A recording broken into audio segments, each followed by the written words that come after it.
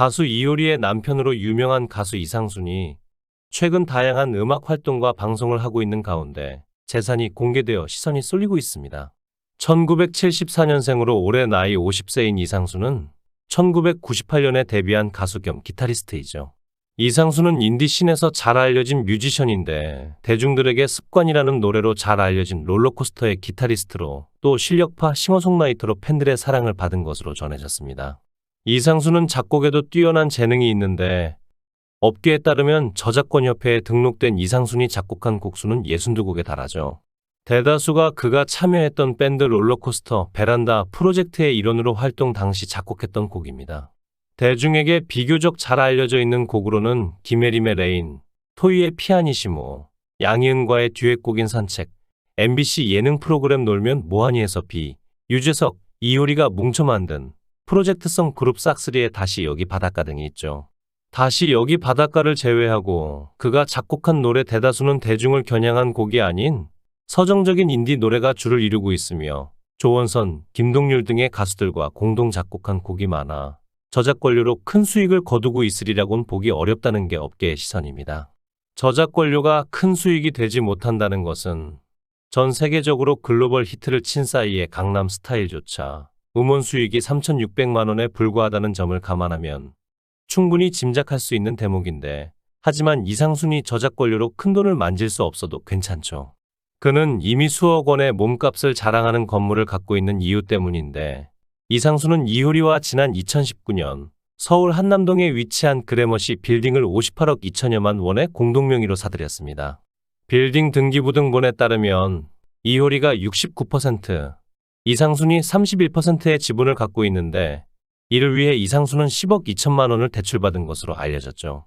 해당 건물은 지하 1층에서 지상 4층까지 총 5개 층으로 구성되어 있으며 1998년 준공돼 오랜 연식을 자랑하지만 2016년 전층이 리모델링된 바 있습니다.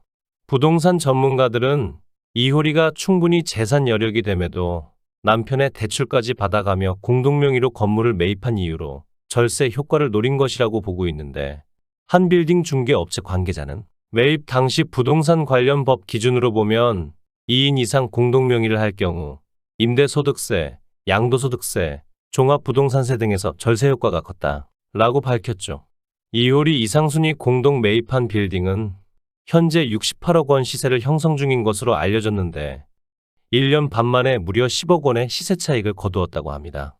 건물도 있는 데다 화제의 오디션 프로그램 슈퍼밴드 2에 고정 출연하는 등 방송활동도 예전보다 열심히 하는 만큼 이상순의 수익은 향후 점차 우상향 곡선을 그릴 것으로 기대되죠.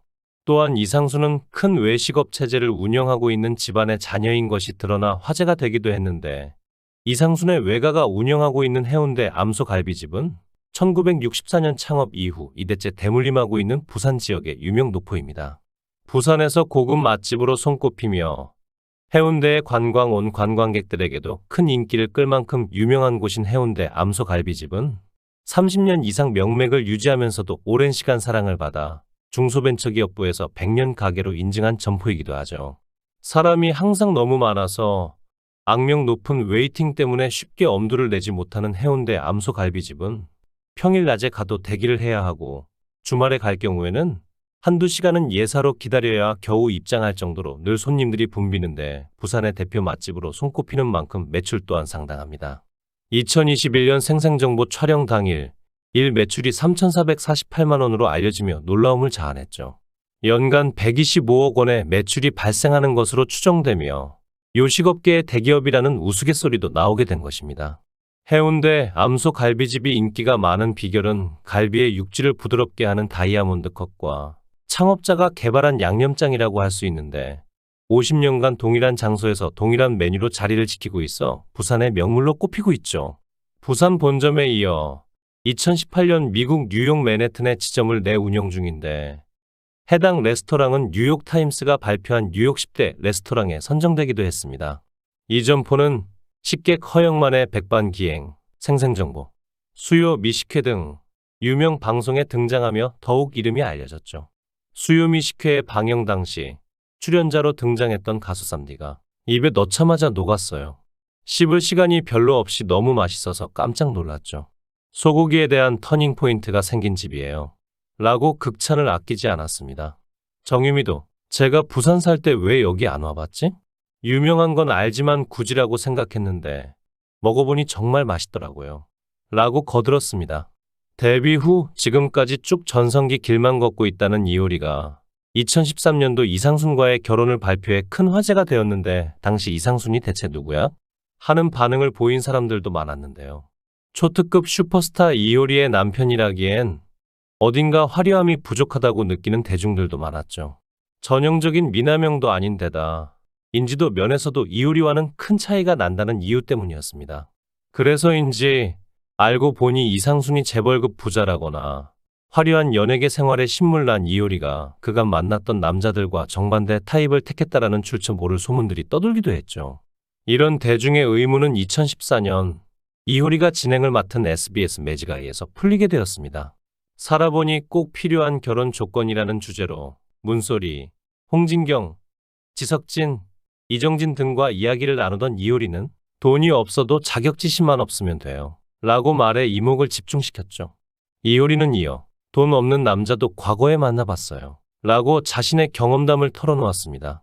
이어 제가 바란 건 실팔찌 하나였는데 전 남자친구 중 한 명은 네가 돈 많잖아. 내가 사람이여 심통을 부리거나 저를 깎아내리려는 경우가 있었어요. 라고 고백했죠.